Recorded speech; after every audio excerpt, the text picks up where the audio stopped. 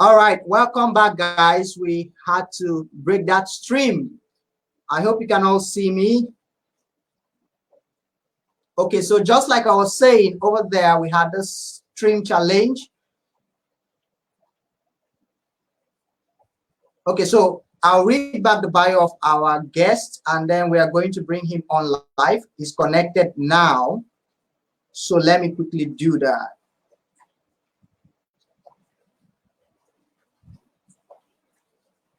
So lead us into the session of understanding the season and knowing how to navigate it, since understanding is required for change. We are having the person of Mr. Ben Ochuko Apute. He's a business and organizational culture reformation for upscale performance and optimum productivity consultant. He's an asset performance and LNG benchmarking analyst. He's an author, a personal development enthusiast who lives in Nigeria. He's an inspirational speaker with over 3,000 engagement hours. Ben Ochuko Apute is the author of one of the arguably best book on purpose discovery and fulfillment, titled "What is My Purpose? The $1 Trillion Question." And he's the initiator of History Makers Conference, an annual personal development and human capacity development conference in Nigeria. That's a platform through which he has mentored and influenced over 1,200 proteges. His professional career spans several years across different sectors, ranging from education, telecommunication to banking, with a brief stint in entertainment and the last 8 years spent in the oil and gas.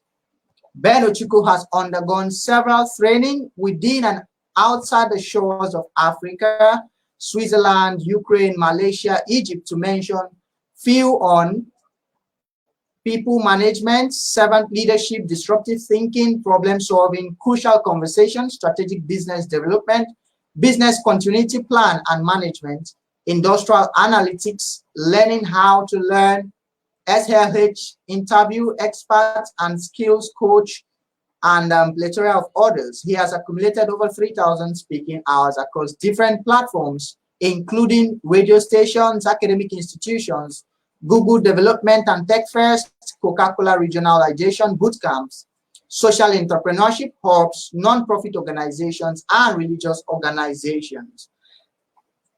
Ben Ochuko has facilitated several leadership and personal development trainings for individuals and government parastatals, such as the Nigerian Legion and Nigerian Army. Ben's newly found loves are nation building, human and business productivity, performance upscale.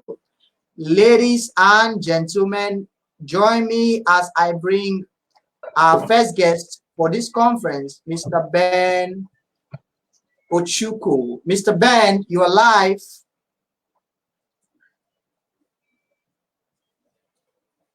Hello, sir.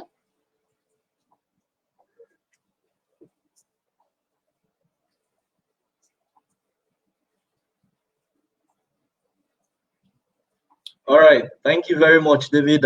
Thank you to everyone that has bothered to connect. It promises to be an engaging evening, basically. And thank you to the team that has put all of this together, the Learners Tribe. I'm also a lifelong learner. So we're here basically to learn from each other, to rub minds, right? And to leverage on our experiences and the depths of our, knowledge. So quickly, I know I have about 40 minutes to quickly do this. The internet has not been friendly. This is one of the disadvantages of the third world locals. But then we'll see how we'll make best use of the moment. So I guess I can put on my slide now. Please confirm I can do yes. that. Yes, you can quickly do that, and I'll add it to the stream. Okay. All right. So can you see my slide?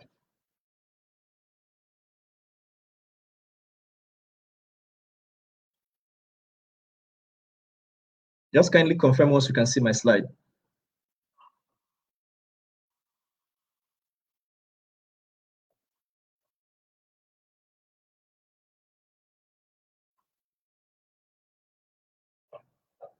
Let me know. Let me know once you can see my slide.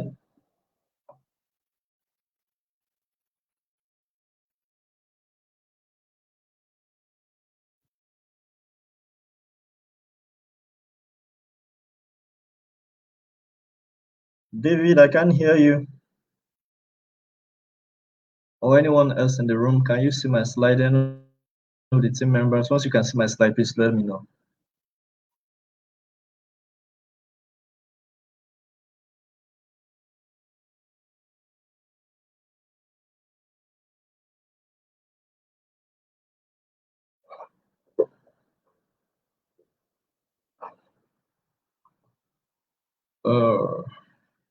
Okay.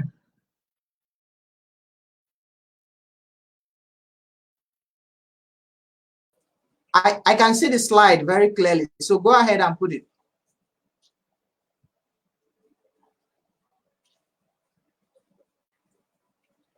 Hello? Hello? I can hear you. Go ahead and put it. I can see the slide. Yeah, can you hear me now? Clearly, I can.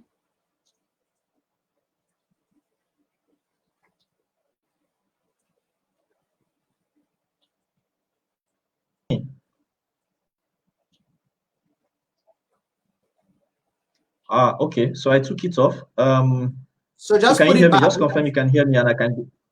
We Okay, can so I hear can go ahead. we can hear clearly. Go ahead, please.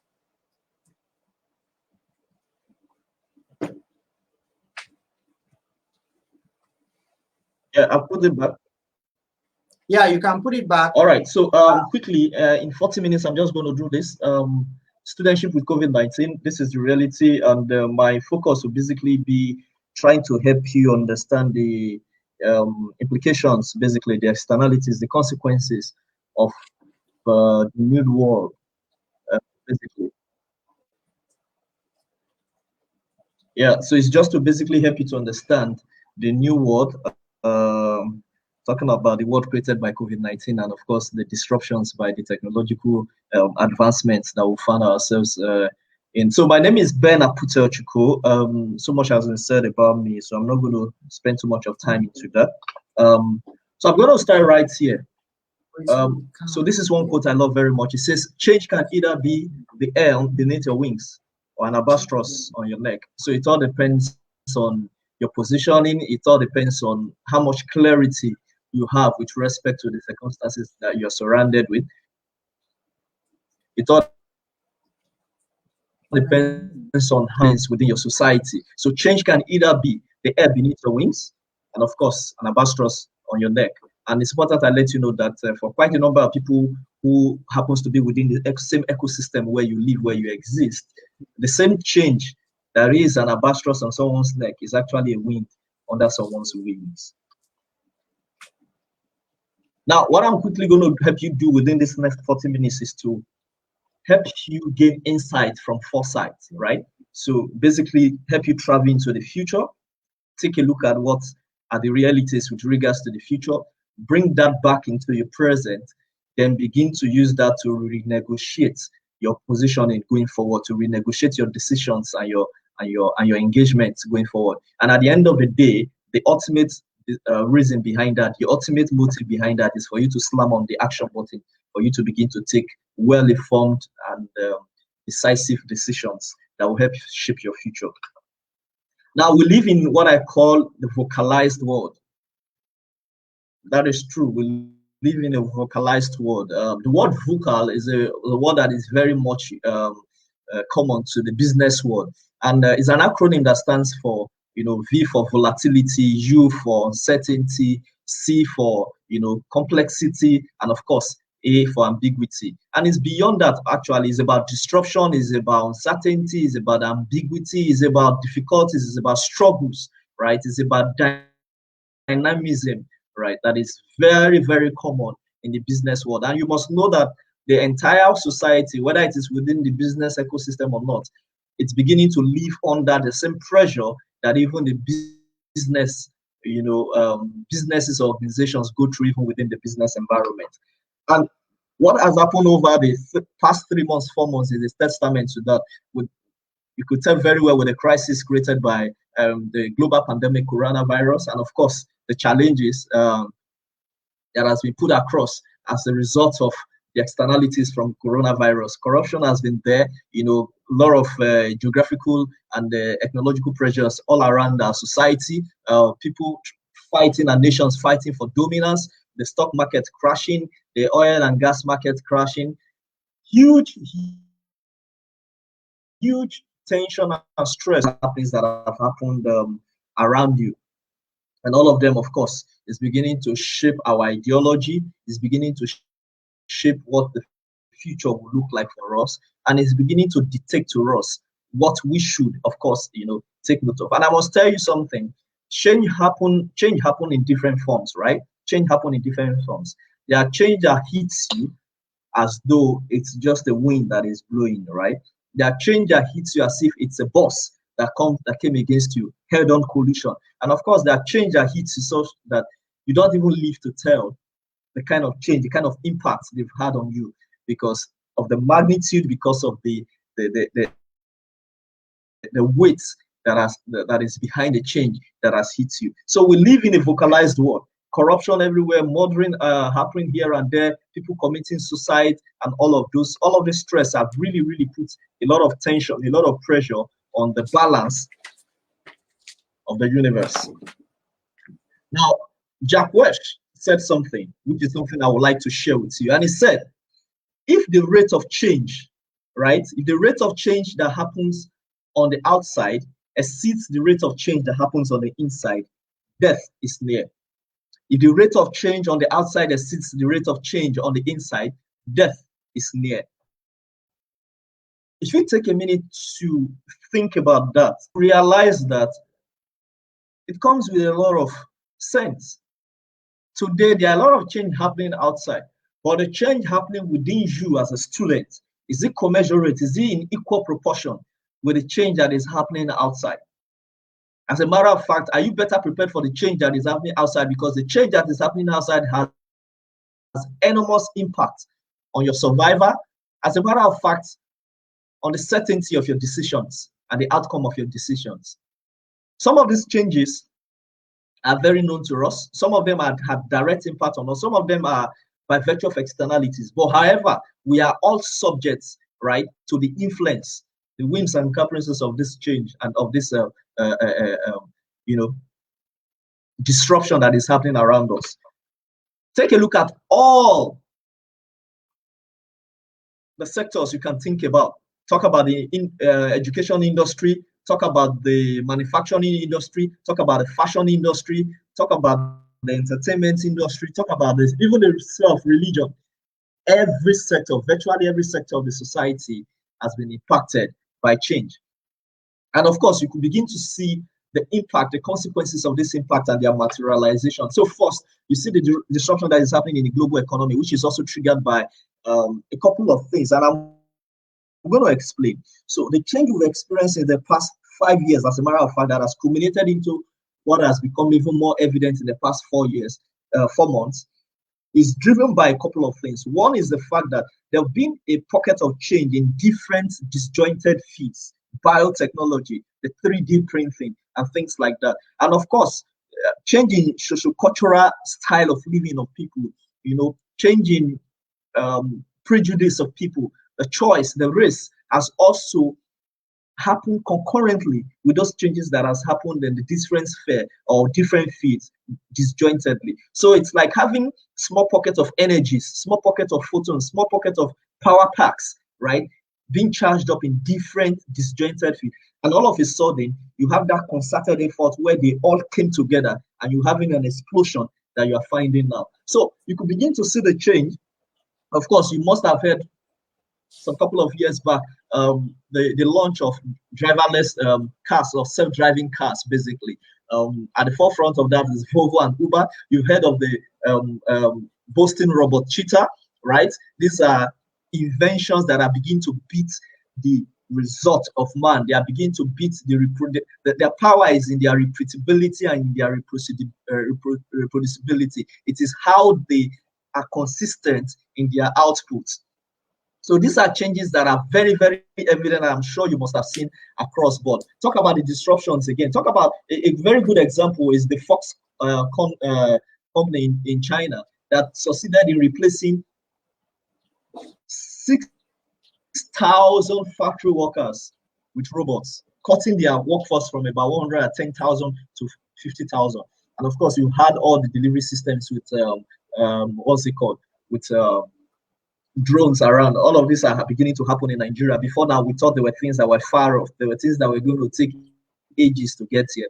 But I can tell you that we are beginning to live this. This has become our reality, basically. So today you find that you're going to have a fast food joint that are purely operated by robots, right?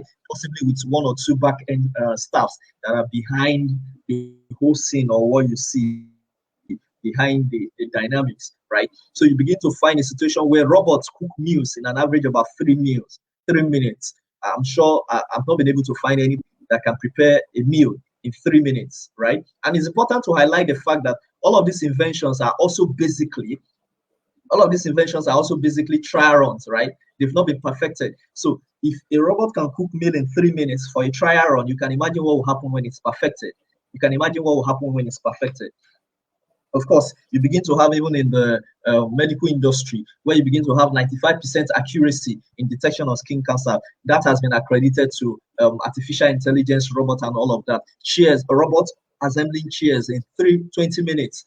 I'm not sure if you have a workforce of about 5 persons, you will be able to put a couch together in 20 minutes. But here you are with robots. So these are all externalities of the changes that has happened around us. Now, I'm going to help you to understand how this begins to impact you as a student and someone who is seeking to build a more lasting, successful, and fulfilling career going forward.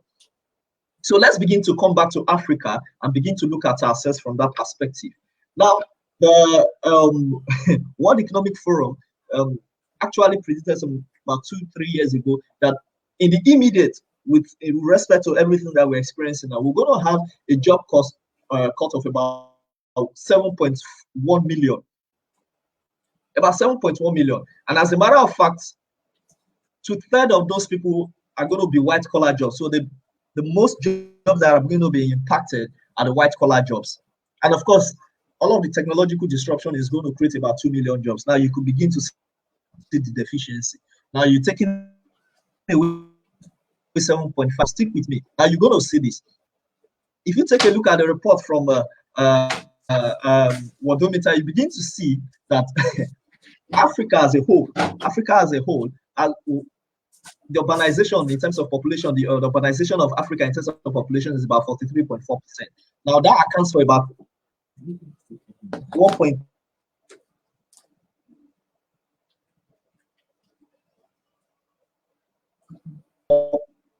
1.9% per annum.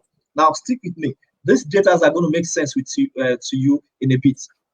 Now, if you break that down and begin to zero down to the population of the youths, even within the African continent, as at 2012, the youths were basically 12% of the population. But again, it has been predicted that at the growth rate that we are heading, by 2040, youths are going to make up 28%, right, of the population of Africa. 28% of the population of Africa. Now watch this.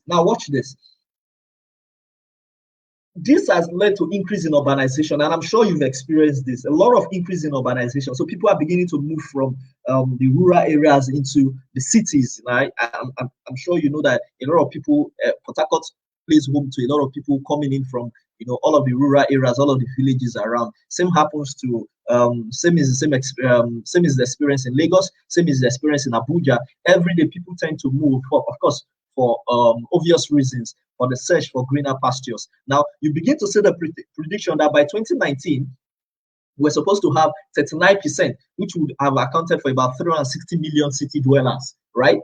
This is what it is as at 2019.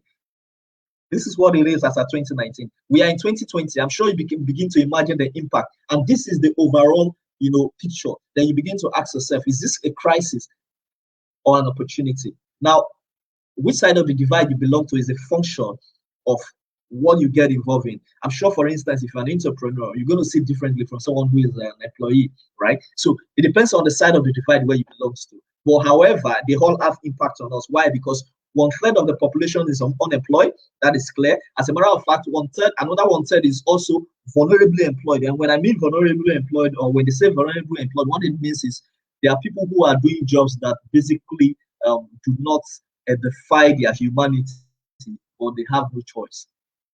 I'm sure you understand what it means. It does not identify their humanity, but they have no choice. Why? Because they are in such an difficult situation where survival is what matters. Now you can begin to see, or this begins to explain why a lot of people would decide to go take the risk and spend their hard-earned money just to get on a boat ride on the Mediterranean Sea, because they are searching for greener pastures in the Western country. And of course, a better part of them get to lose their life, right?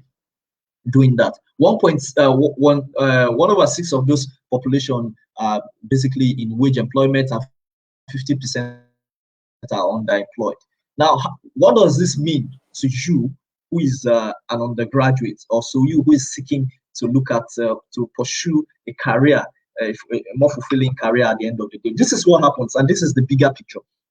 Now, if you look at the different strata within the African society, we realize that we actually have what we call a weak social safety net, whereby 25.5% of people are wage and salaried. Now, those are the people I'm going to focus on. Now, these people are basically the drivers of the economy. They are the people who have the buying power, the purchase power to move economies within any ecosystem. So in Port Harcourt, for instance, in Nigeria, for instance, those who have wages, or those who are waged and salaried employers, are the people who go out to buy stuff. They are the people who buys from the local entrepreneur, or even the bigger entrepreneur, however you want to look at it. They are the people who shop online. They are the people who go to malls. They are the people who go to stores. Now, when you lose about 7.1 million jobs and you create just 2 million, you are beginning to shrink that quota. You are beginning to force down that quota. And what you are doing at the end of the day is the economy will begin to suffer undue pressure. The economy will begin to suffer undue pressure. Now, what does this now mean? If it still doesn't make sense, and if you cannot start appreciating what the implications are for you as an undergraduate, now let's stick with me. Let's get into it. These are what the implications are for a third world local. To start with, you see how long it took us to start this program? Connectivity. This is one of the challenges. Why? Because we don't have what I call the pseudo infrastructure for supporting an efficient internet connectivity. And the world is getting deglobalized. The boundary of deglobalization has been pushed beyond what it was before. So now it's a limitless boundary, such that you can sit in the comfort of your home, in your village, if you have internet connectivity, and you can begin to exchange value with somebody who is in Mumbai, India, with somebody who is in China, with somebody who is in the US, with somebody who is in Europe, irrespective of what part of the country they are, as long as there's connectivity. So the implication is this. The new world order implication is this. One, there is huge, deglobalization, where the whole world is basically becoming smaller and smaller by virtue of the power of what? Connectivity. And what is driving that? Of course, is technology. Technology is at the forefront of it, is at the core of it, driving all of this. And what this means also is there is less face-to-face, human-to-human interaction. There's less face-to-face, human-to-human interaction. For the past 3-4 months, I've not been to the office. I've been working from home, and I've been delivering. And that applies to everybody in the team, and that is what it is. Now, this is a team that used to congregate every day to get things done. But now everybody is all isolated in their different locations, and they are delivering less human interaction. And one of the biggest, implication of this is what I call the equal access and opportunity. So today, or before now, back in the days where employees and even the government, the state parastatals, as it were very concerned about the fact that organizations had the ability, organizations were basically outsourcing their jobs. And they were really concerned about that. But today, organizations, what we have is a huge scale, is a larger scale of outsourcing, because the company can sit down in the US with internet connectivity, recruit the necessary skills and the hires they require all over the globe, get job done without necessarily having to take request for any country's visa or having to travel down to your country. That's exactly what it means. Equal access and opportunity. So what that means is this. I'm still going to help you. What that means is this. There is heightened competition. Heightened competition. Things are beginning to move faster than before, and a lot of revolutions are happening around.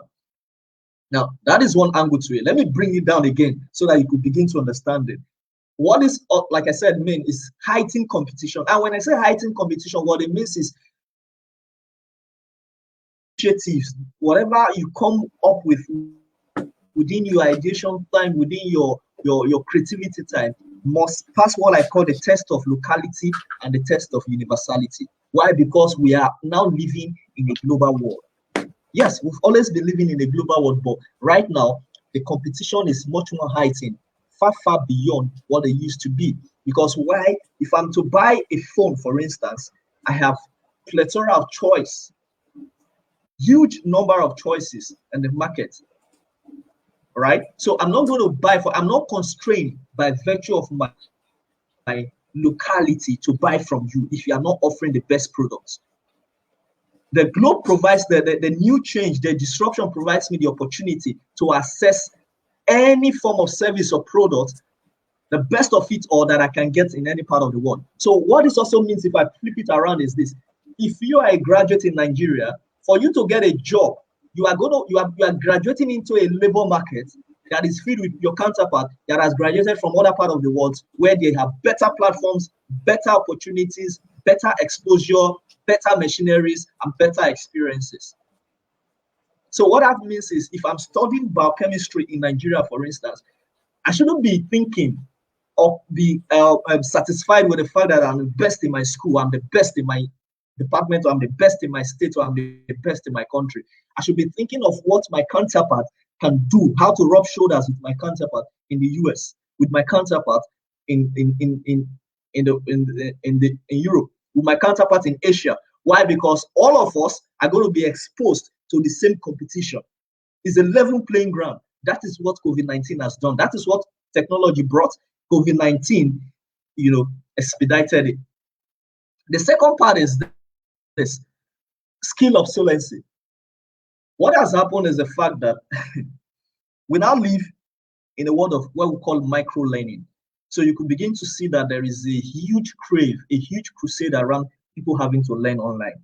Now, what is going to happen further down the line is this: courses that you have to enroll in before now, that takes about 4 to 5 years, you can actually offer them or get them done in 6 weeks online. A whole engineering course, for instance, can be done in 6 weeks online. That is the level or the direction we are heading to. Why? Because the half-life of knowledge has reduced, further reduced more than what it is before. And of course, skills that is required for the future generation, for the jobs of the future, are skills that are not in any way, what we have now, the skills we're acquiring in our schools that are not in any way consistent with those skills. I remember when I was still in school,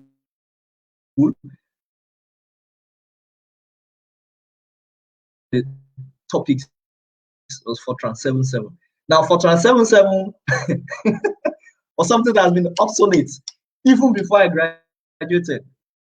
And I can tell you that some school to date still offers Fortran 77. So it can begin to tell you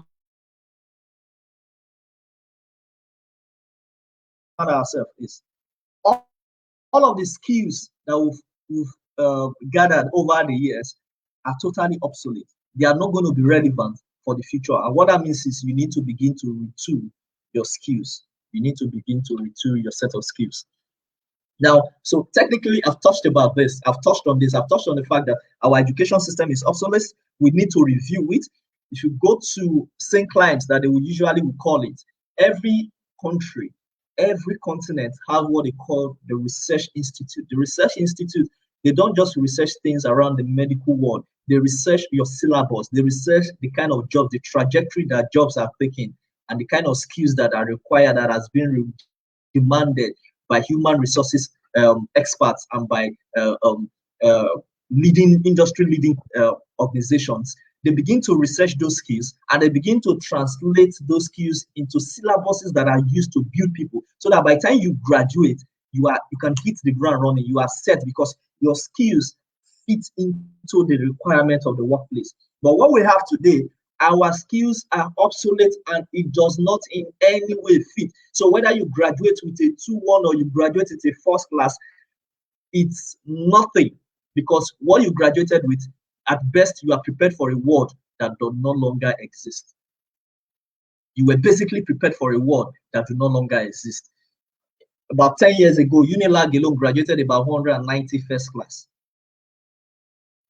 190 best result is not even, as a matter of fact, first class, this is a commonplace. I mean, if you don't graduate with a first class, I mean, what have you been doing in school? Those are commonplace, right? So that is it. The second part is beyond the fact that the education boards, the Ministry of Education and what have you, and the guys behind, the authority behind that need to begin to revamp and restructure our education system. The second part is the fact that the shelf life of education has far reduced, right? The shelf life of knowledge has dropped. So what that means is, if you are studying engineering, there is a probability that before you graduate, what you learned would have been obsolete. You would have forgotten half of it, if not to 50%, if not 100%, and what you learned would have been obsolete. So what it means is, yes, you are in school. We find ourselves in a society where the paper, the certificate matters. Yes, you're going to do that for you to be able to. That is passing the test of your locality. But in order for you to pass the test of universality, which is the standard that has been created by the heightened competition, then you need to begin to ask yourself, what do I need to do? And we'll get into that as we get into the concluding parts of this. Change is the only human equalizer. Miles Moron said that change is the only human equalizer. If you react to change, change will lead you, and if you respond, you're going to lead change. So what we're going to help you to do today is to help you respond to change actively. And in responding to change, I want to share with you a phenomenon called the post-traumatic growth. I know a lot of us are very familiar with the PTSD. That is the post-traumatic stress disorder. And that talks about the stress disorder that comes with a trauma that happens to people. Very terrible situation like the COVID-19. A lot of people lost their money. The stock market is crashing very fast. Organizations are going negative. Their account books are going negative and things like that. Employees are being laid off. Some are being furloughed and things like that. Now, the post-traumatic growth is a phenomenon that says that after every crisis, life-threatening challenges that must have happened to people, the human nature has the tendency to bounce back far better, right? So much that they get back to what they used to be. So it is the positive change that occurs as a result of struggle with highly challenging life crisis. So it's very common, or it's not uncommon, for you to find this dip like this, right? Some call it the U, some call it the L, some call it the V, right? Shape economy. But whatever one you want to allude to, what the interesting part with post-traumatic growth is the fact that research has shown that after the depression, after the drop, by time the human body that has the capability, the businesses to strive back, they usually go beyond the normal where they used to be. So their performance is usually upscaled. So that tells me that beyond COVID-19, our performance is going to upscale. Our performance is going to upscale. It's just a matter of which part of the perspective are you, which part of the divide are you, what are you seeing? Our performance is definitely going to be better than what it is. And that's why for me personally, I believe that COVID-19 isn't a limiter. It is an enabler. COVID-19 is never a limiter. Has been passing through a lot of challenges. Might not ask, how did you arrive at this? Because I know this from experience. I know this from research. Crisis, change, bets greatness. Take a look at all the big business organizations you can ever think of that you've ever heard of. They were all created during one big challenge, one crisis, one recession or the other. General Electrics, the biggest manufacturer when it comes to aviation engines. They are also big players in the oil and gas and a lot of other industries that they play in. GE was created, established in 1890 during the Bahrain crisis. Talk about HP, your HP laptop today, or your HP electronics and gadgets as you were created, was founded in 1938. And that was during the Great Recession in 1939, right? Talk about Dodge and Ford. These are super automobiles that I'm sure a lot of us know about. They were both created during the stock crash. Now you take a look at Chevy, IBM, GMC, and the GM. They were all created during the Knickerbocker crisis. Take a look at Microsoft and Apple. So there's something very interesting that happens around period of change and crisis. It bets greatness. The question is, what greatness are you betting as you are today? Wherever you are, whatever part of the world, different experiences across board, whatever it is happening in your world, within your system, what greatness are you betting?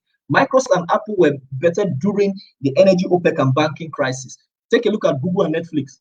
They were better during the dot-com rumble or bubble. Or take a look at Airbnb and Uber. They're of course, better during the Great Recession in 2008 and 2009. So I know for sure that with this, we're going to the post-traumatic growth is going to be higher. It's going to take us to a level that is higher, the performance level that is higher than where we started from. And it's already happening already, because today, 23rd, China launched, happens to be one of the greatest happenings in history, has happened in July 2020, where there is a term called the intergalactic traffic jam. Why? Because you have three different entity, let me put it that way, that are going for the red mass, right? So the UAE is there, right? They launched that on the 14th of July. China launched that today, and of course, the US will be launching theirs on 30th. All in the midst of the economic downturn, in the midst of the economic crunch, in the midst of COVID-19, in the midst of shutting down businesses, in the midst of shutting down schools, in the midst of shutting down different organizations across board. These guys are launching into the red planet. So what it tells you is this: change is an enabler. It's not a limiter. Change is an enabler. It's not a limiter. And that's why the CEO of Yum in China, Joe Watt, said, good times build your confidence, while bad times, of course, builds your character. Good time builds your confidence, bad time builds your character. These are countries that have proven that they have the confidence and the character to survive irrespective of what life throws at them.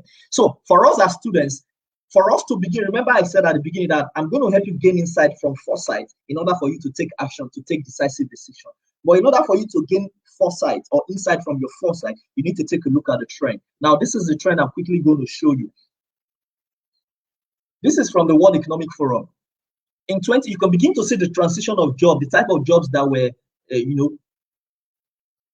very much at the forefront in 2015, and what has happened and how that has transited into 2020 today.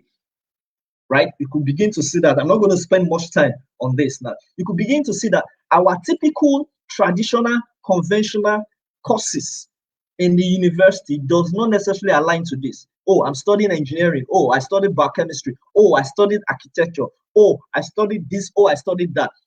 Majority of those courses, majority of those disciplines do not necessarily fit into this. Some of them does or do, but not all of them. Some of them fit into this, but not all of them. Majority of them do not necessarily fit into this outline. What is responsible for this? There are about 6 drivers. One, extreme longevity. Extreme longevity, why? Because there is the change in the makeup, the genetic makeup and the systematic wiring of the set of people, the young dynamic youth that are driving the global economy. So today you have the advent of the Generation Z and the Generation C. These guys are rocking the world. I'm not going to spend much time on that. You read about them. Smart machines and systems are one of them. Then we're also living in computational world. New media ecology, superstructured organizations, and computational world, and of course, global connected world. All of these are being driven by what is called technology, and of course, what you have today. Now, that being said, the question now remains, so what should I do as a student? What you should do is this. First of all, look at the jobs that are being projected for the next 5 to 10 years. These are the jobs that are going to happen, that we're going to be having between 2020 and 2030. Then ask yourself, how do I fit into these jobs? What kind of skills do these jobs require? That is what is going to help you make sense of it. So you're going to be having things like sense making. Go and read about it. You're going to be having things like social intelligence, novel and adaptive thinking, cross-cultural competency, computational thinking, new media literacy. A lot of us already are players in this, some of these spheres. Transdisciplinarity, mindset design, cognitive load management, and virtual collaboration. These are the kind of jobs that have been predicted that is going to be, at the forefront, cash cows, 5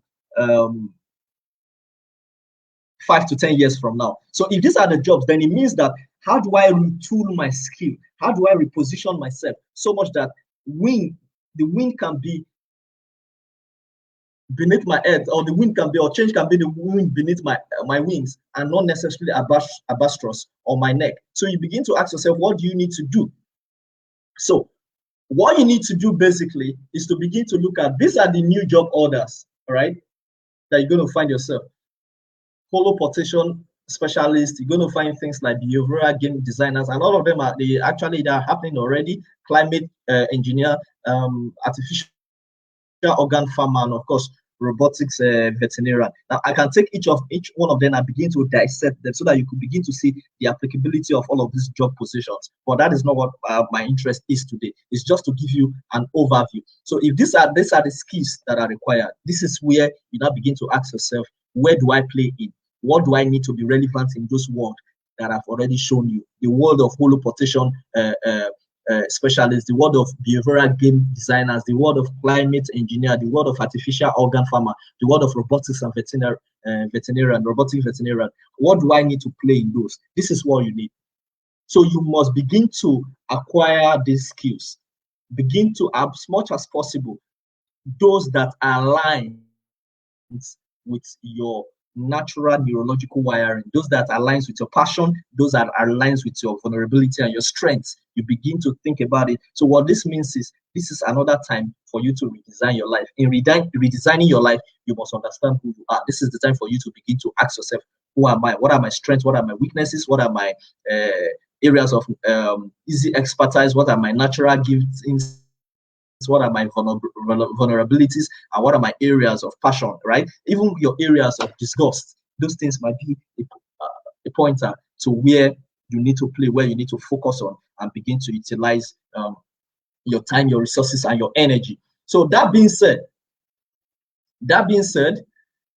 you will realize that indeed we live in a world of VUCA, volatility, uncertainty, complexity, and ambiguity. But this is my proposition to you. Flip that around. Change your vulnerability into vision. Change your certainty into certainty. Change your complexity into simplicity, and change your ambiguity into agility. What you need to do this is clarity. So if you don't have clarity, you might not be able to make sense. As a matter of fact, you won't be able to. And that's one of the things I've helped you to do. To help you create a bit of clarity. We cannot do that in 40 minutes, but a bit of clarity. And it's one of the reasons I wrote this book. It's actually a new book that currently is out for pre-order. Clarity is the new strategy. Is to help you make sense of your space in the current world that we live in, and to begin to decisively chart your course going forward. A little tips into what you need to do. One, the thing is you must have a growth mindset. Having a growth mindset begins with the fact that, one, you must have internet connectivity. So that you cannot be so impoverished that you don't have data.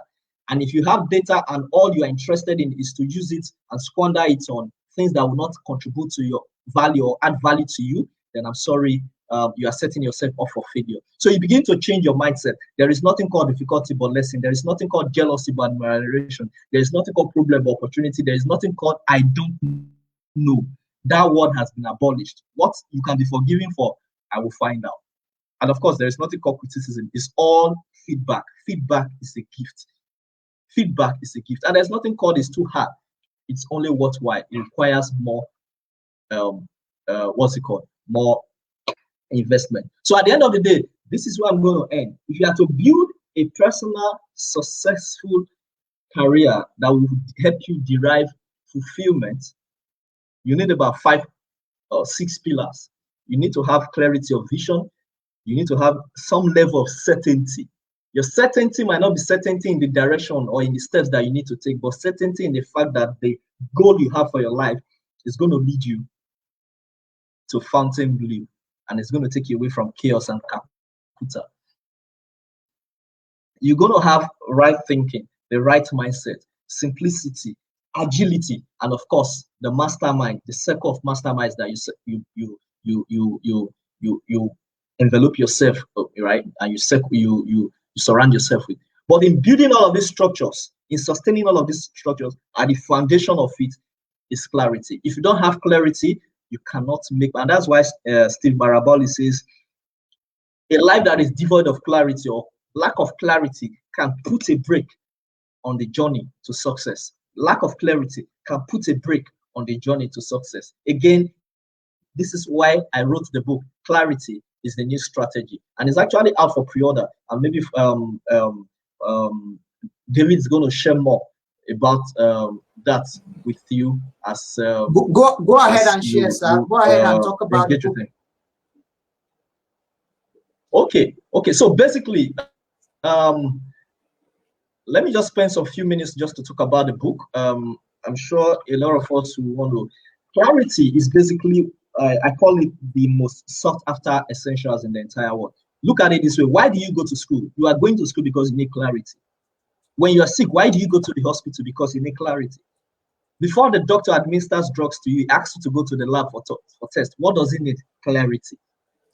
The US alone they spent between 1985 and today, 1986 and today, they spent about $500 billion US on research. Why? Because they're looking for clarity.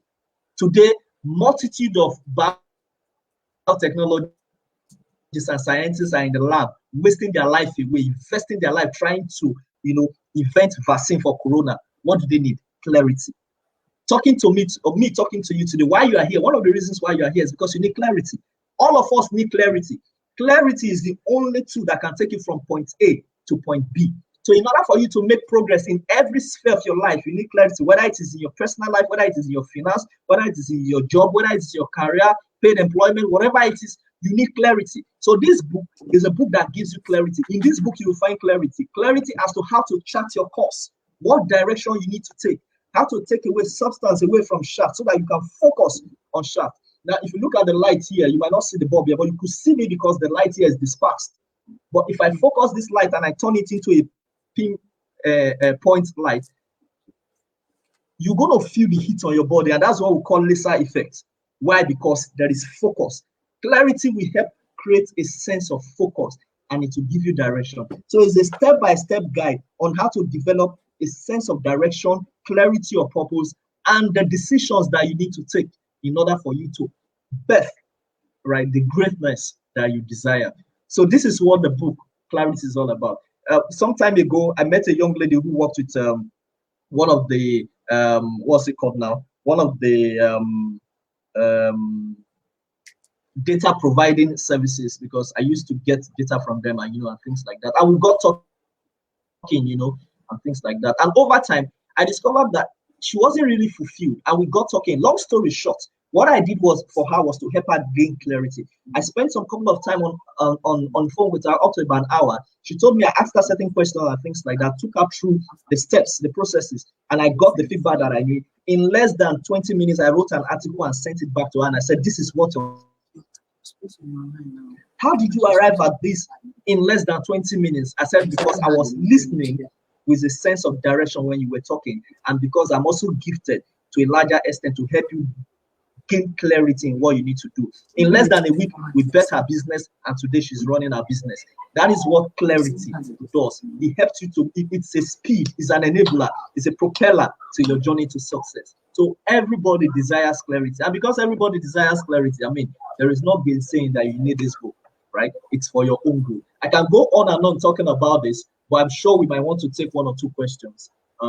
So I will quickly just want to, because I know today is not just about the book, it's actually about you. And ladies and gentlemen, I would like to take questions at this point. David. All right, thank you so very, very much. I'm so excited. Like, see my pen, I've been writing a whole lot, right?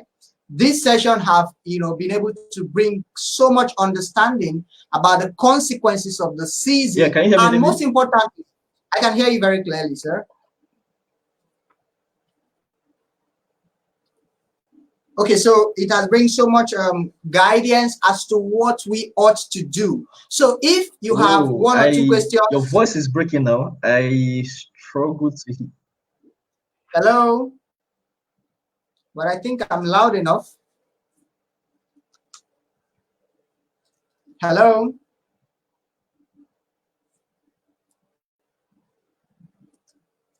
Hello, sir, can you hear me now? I can't hear you. If you can hear me, I'm okay. I can hear you. I can hear you. Let me see if I can connect with my other device.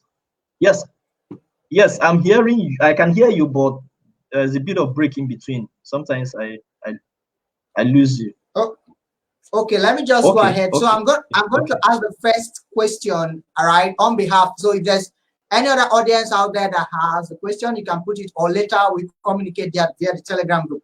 So you talked about the new jobs opportunity for the future. Some of them are already happening now. So now the question will be, if you can hear me, I can hear you.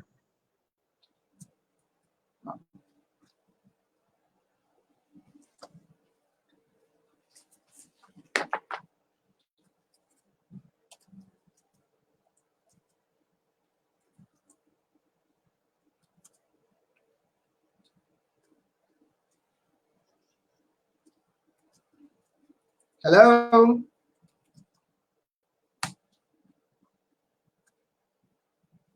Hello?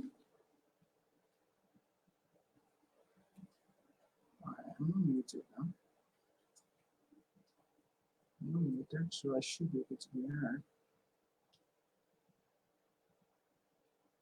Hello, sir. Can you hear me now? Yeah, I can hear you. I can hear you now. Okay. So I was trying to ask a question on behalf of the listeners, right?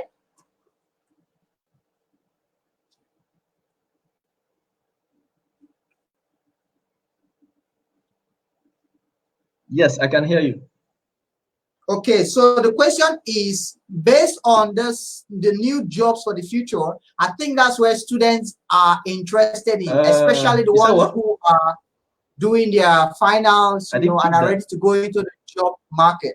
So would like to know, recap again in a way that we understand the available jobs of the now and the future, and how we can possibly start honing those skills to cash in on those jobs, because our universities do not provide opportunities for us to study, to prepare ourselves for the skills of for the jobs of the future. So please give us clarity concerning that.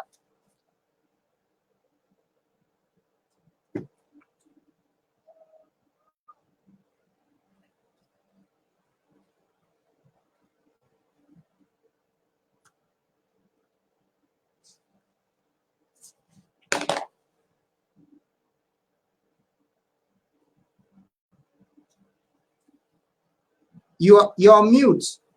You're on mute, so I can't hear you.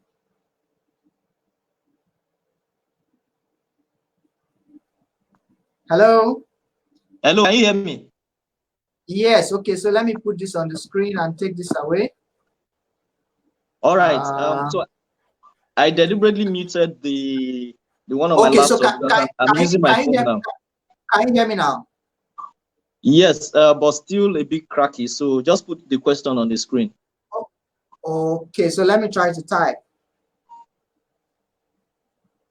Help me type what I just asked. Please go over the new skills again and how to prepare for it. The new skills and how to prepare for it. Right?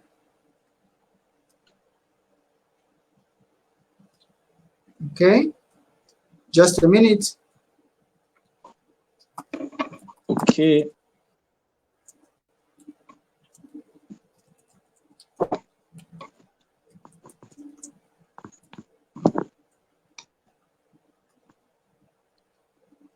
Okay, can you see that, sir?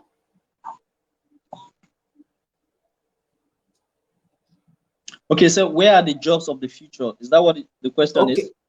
Yes, yes, yes, yes. Okay, okay. So when you say where, are you talking about geographical location, or are you talking about the feed, the industries, right? Which of them? We're talking about the industries and the specific kinds of jobs. Okay, okay. So I spent a bit of time on that, and what I would do is I would just quickly put up that slide again, then I would talk about it so that maybe I need to spend some time on this. Can you see my screen? Yes. Okay, you can see my slide. No, you have not put it on. So share your slide.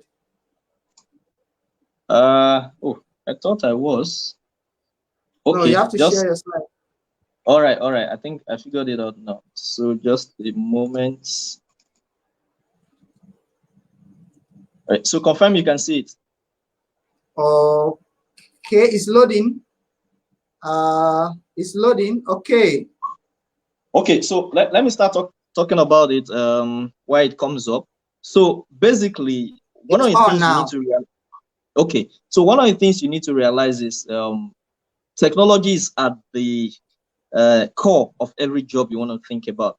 So one of the things that will happen is this: wherever you find yourself now, or wherever you're planning to, whatever field you're planning to pursue a career, the first thing you need to begin to ask yourself is, what is technology doing to that field? So technically, you're still going to have some of the traditional jobs, right? You're still going to have some of the traditional jobs, but mostly those jobs that are more or less administrative, you're not going to find them again, because automation is going to knock them out of relevance. That's right. That is one. Yeah. So when you look at things like the manufacturing and the production field, so you're talking basically electrical engineering, you're talking mechanical, you're talking civil, and things like that. Technology is also going to revolutionize all of those sectors. Now, the traditional jobs you have in those sectors will still be relevant for about 2 to 3 years. Why? Because the technology driving those sectors, one, are capital intensive, that is one, and secondly, is still undergoing a lot of modification. So it hasn't hit that level of maturity.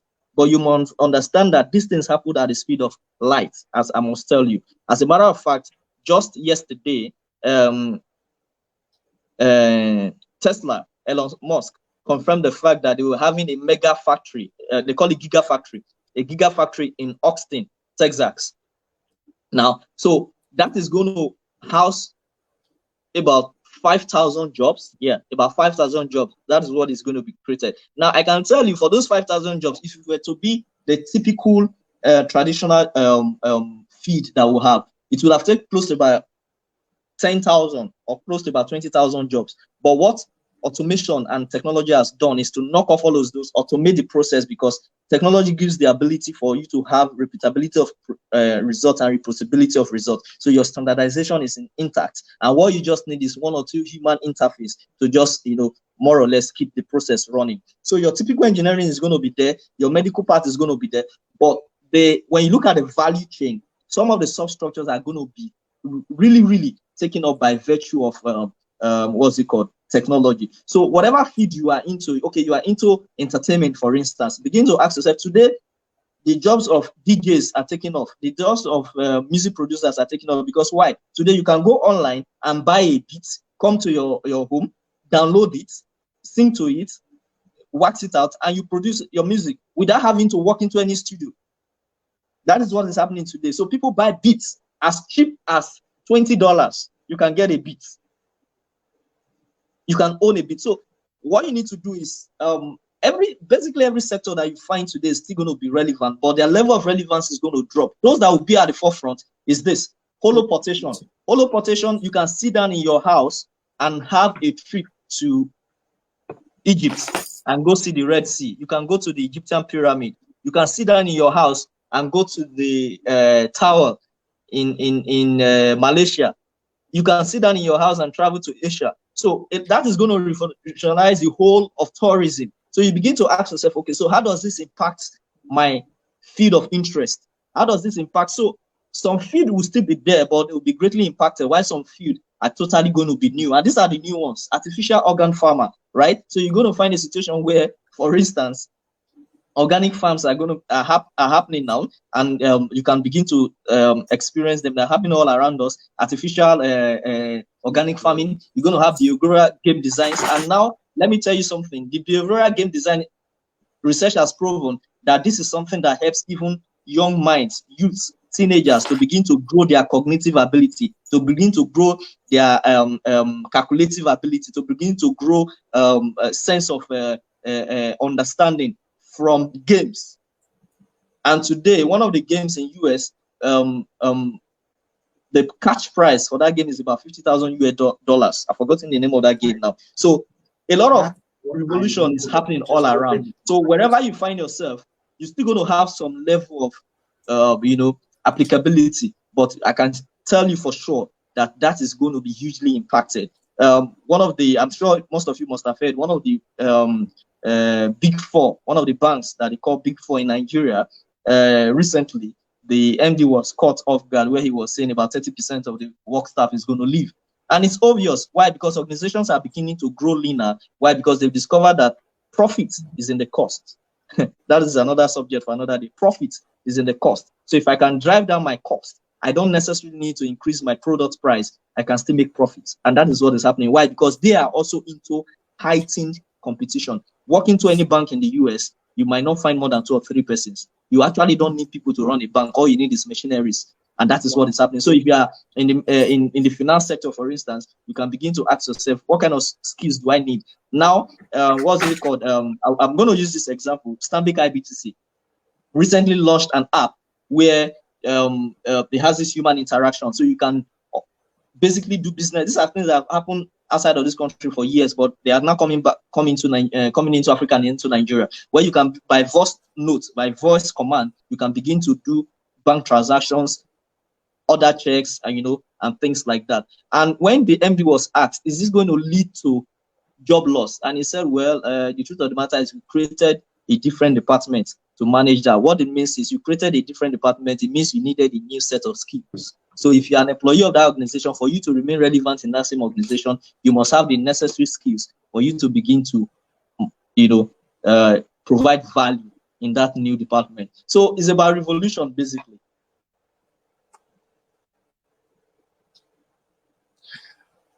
Hello?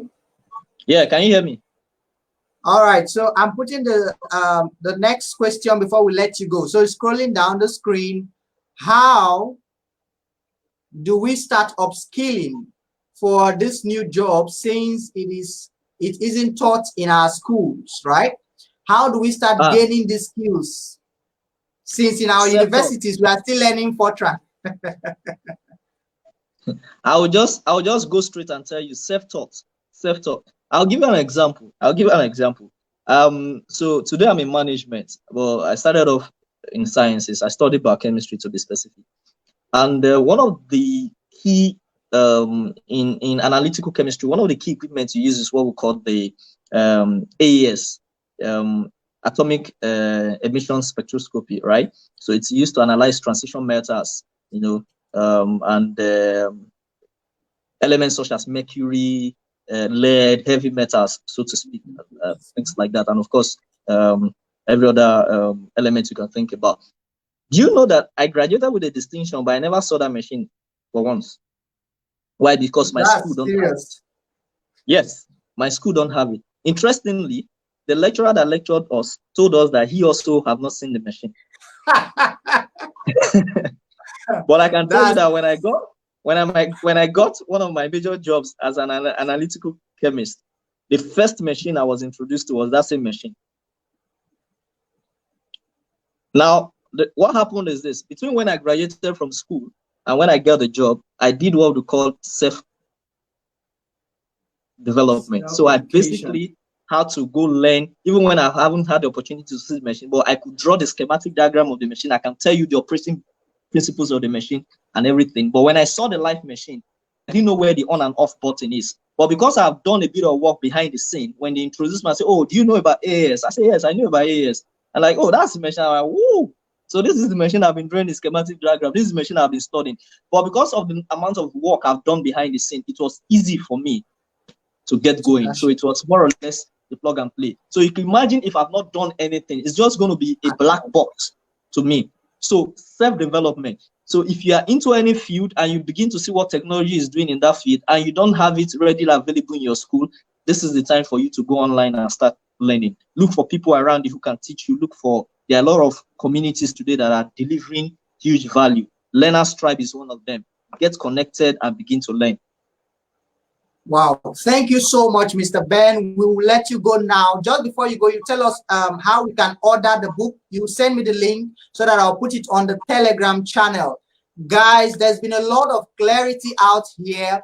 The last one I just heard is that whatever it is you're studying in school, whatever it is that is your course of study or that's your major, find the technological aspect of that and go on for self-education.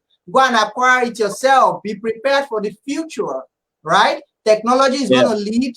All the administrative stuff will be behind. Creativity and technology is the future. Pursue the future. Thank you, Mr. Ben. It was nice to have you. Please send me the links I'll put on our Telegram channel so that we start pre-ordering that book and gain clarity about our future and every other thing we pursue. Thank you so much, sir. All right, I will send it to you. It's actually not ready at the moment. The guys are still working on it, but once it's ready, I'll send it to you so that you can also share with member of the community. But like I said, the totality of what we discussed today, so having that clarity, the book is going to help you have that clarity, and I hope that everybody that desires genuine success and fulfillment in life will be looking forward to grab it. Thank you for having me, and thank you to your team. What a great job you guys are doing. Thank you very much. Thank you so much. Thank you so much. That's Mr. Ben Apute. So ladies and gentlemen, we're about to enter another whole segment of the show, but we're going to have a short break, here. So there's going to be an interception and we're going to come back with the following speaker that's going to be taking it on from here. I hope you learned a lot. Put your eyes on the Telegram channel. I'm going to put the link to the Telegram channel. So if you're not there, you'll be missing out. I'm going to put the link where we're going to get the book to the new book of Mr. Ben and also his handle so you can follow him for more. See you guys in less than 30 minutes, right? See you soon.